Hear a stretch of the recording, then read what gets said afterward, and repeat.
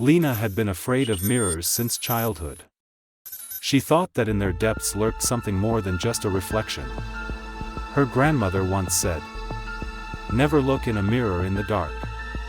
It sees things you're not supposed to see." Lena dismissed these words as superstition. But years later, when she turned 24, she was to see that her grandmother was right. Lena moved into an old apartment in the center of town that she had inherited from a distant relative. The apartment was gloomy and dusty, as if no one had lived in it for years. Among all the junk in one of the rooms was a large antique mirror in a massive carved frame. Although the mirror looked beautiful, there was something sinister about it. Its surface seemed to shimmer slightly, and the reflection seemed a little distorted. Lena decided it was just old glass. "Clean it and it will be as good as new," she said to herself, ignoring the slight feeling of unease. At night, however, the mirror began to make strange noises. At first it was a faint crackling sound, as if the wood of the frame was expanding for moisture. But then Lena heard a faint whisper that grew louder and louder. She awoke to the strange sensation of someone watching her. Barely opening her eyes, she saw her reflection in the mirror. Only it wasn't her. In the dim light of the street lamp, her reflection was moving, though Lena herself was lying still. The figure in the mirror slowly raised a hand as if inviting her to come closer. Lena froze. She tried to convince herself that it was just a dream. But the reflection kept moving, and soon she heard a voice, "Come." Her heart sank. She slowly sat down on the bed, not taking her eyes off the mirror. The figure was no longer repeating her actions. It stood there, as if a separate entity, watching Lena. "Who are you?" she whispered, afraid to hear the answer. "Your shadow," said a voice coming from deep inside the mirror. At that moment, the mirror rattled sharply, and the figure disappeared. Everything looked normal again. Lena turned on the light, went to the mirror and examined it. But she found nothing unusual. The next morning she tried to forget about the incident. But all day long she had the feeling that someone was watching her. She began to notice that her reflection sometimes moved differently than she did. It blinked before Lena did, or turned its head slightly when she didn't. In the evening, before going to bed, Lena covered the mirror with a cloth. But the whispering from the depths did not subside. It grew louder and louder, and finally she heard the words, "You will set me free." Lena woke up in the middle of the night to the sensation that the room was immersed in a strange, almost palpable cold. The mirror she had covered with a cloth looked as if the cloth had shifted slightly, revealing a small corner of the reflection. She slumped against the bed, feeling her heart beating in a frantic rhythm. At that moment, the whispering filled the room again. "Why are you afraid? You see yourself, don't you?" Lena closed her eyes, but the voice didn't disappear. It sounded closer and closer, as if it came not from the mirror, but right behind her back.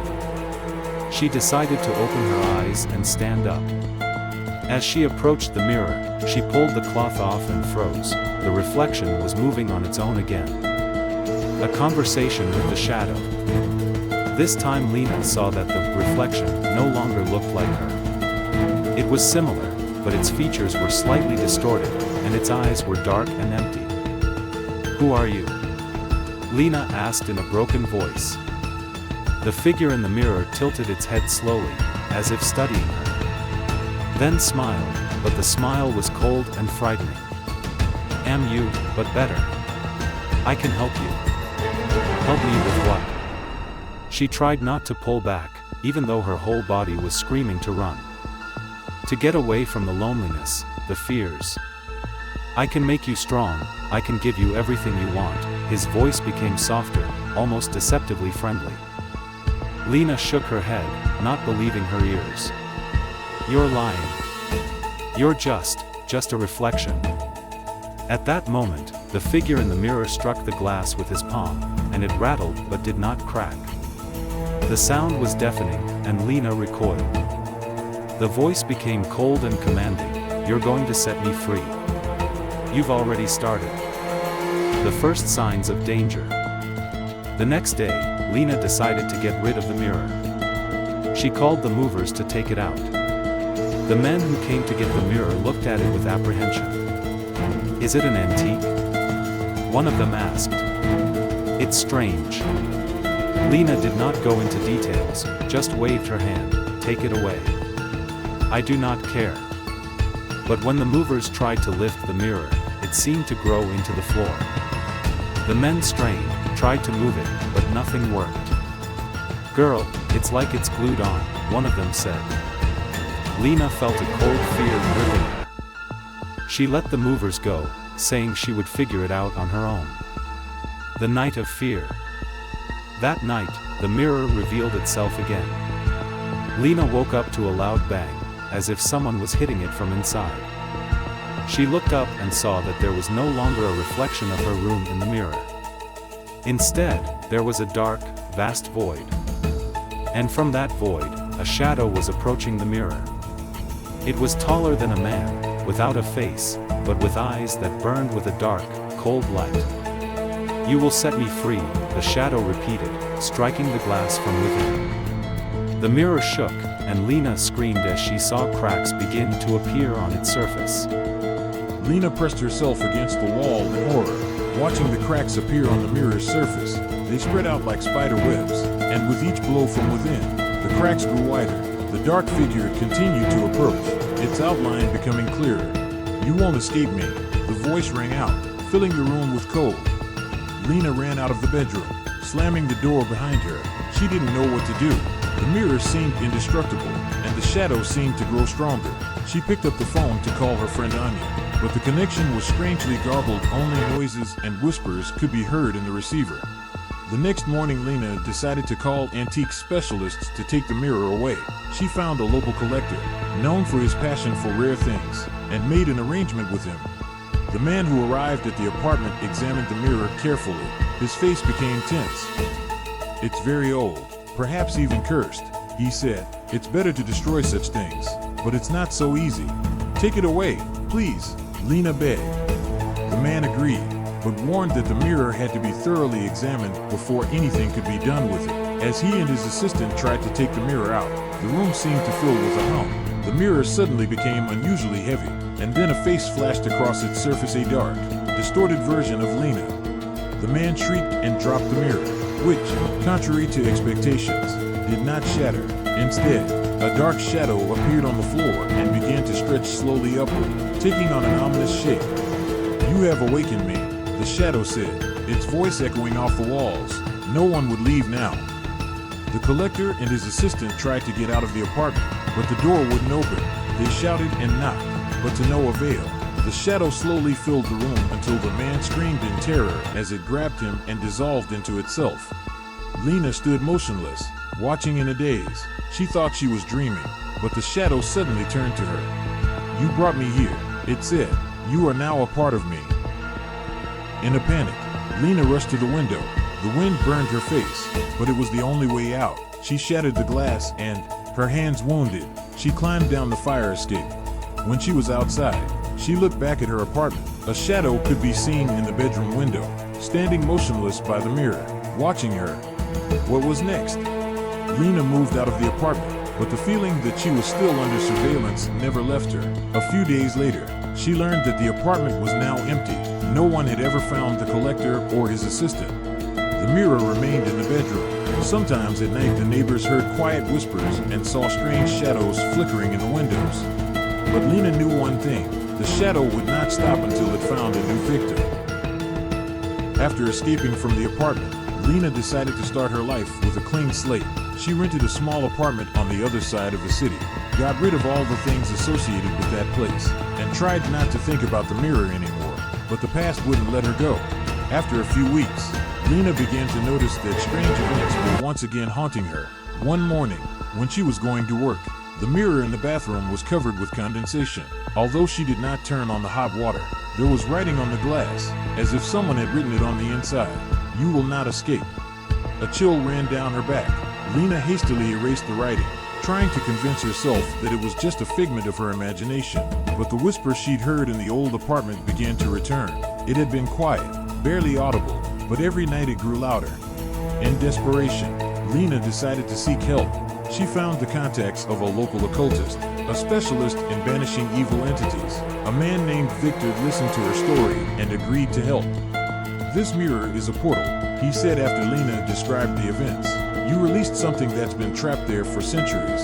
It's bound to you because you're the source of its release." Lena clenched her hands, feeling panic set in. "How do I get rid of this?" Victor thought for a moment. "The only way is to go back to the mirror and finish what you started. The shadow must be returned to the portal, but that's dangerous. If you make a mistake, it will take you with it." Lena hesitated for a long time, but realized she had no choice. She returned to the very same apartment with Victor. Opening the door, she felt cold, as if it was winter inside. The mirror was still in the bedroom. Its surface was cracked, but it hadn't shattered. In its depths she could see a dark, faintly visible figure. "You must summon it," Victor said, "but don't be afraid. I'm near." Lena approached the mirror and said, "I'm here. You wanted me to come back." The shadow instantly came to life. She burst out of the mirror, filling the room with an icy wind. Her silhouette was huge, eyes glowing with darkness. "You are mine," the shadow hissed. "You opened the door. Now you won't leave." Victor began to recite a spell in Latin, holding an amulet that emitted a bright light. The shadow hissed, its form beginning to distort. Lena felt something invisible pulling her toward the mirror. "You must hold on," Victor shouted. "Don't let her take you." Gathering the last of her strength, Lena screamed, "I'm not afraid of you. Go back to where you came from." The shadow hissed louder, but the power of the amulet and Lena's determination began to drive it back into the mirror. When the last ray of light illuminated the room, the shadow disappeared and the mirror shattered into tiny shards with a loud crack. Silence reigned in the room. Victor collapsed into a chair, tired but satisfied. Lena, trembling, crouched on the floor, watching the shards of the mirror. "Is it over?" she whispered. Victor nodded.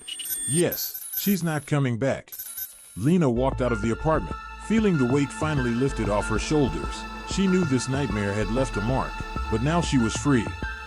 A few months later, Lena learned that the building that housed her old apartment had been demolished. They planned to build a shopping center in its place. However, the builders reported strange things. Equipment often broke down, and the workers heard whispering during the night shift. Among the debris, someone found a single whole shard of mirror. It is said that if you look into it for a long time, you can see someone's shadow. Lena tried to forget about what had happened and get on with her life. She moved to another city, started going to yoga classes, and even made new friends. It seemed that everything was finally behind her. But one day, while walking through an antiques fair, she came across an old, dusty object covered in fabric. The seller, noticing her interest, removed the cloth, and Lena froze in place. In front of her was a mirror, almost identical to the one from her past. "This is a rare item," said the seller. "Would you like to buy it?"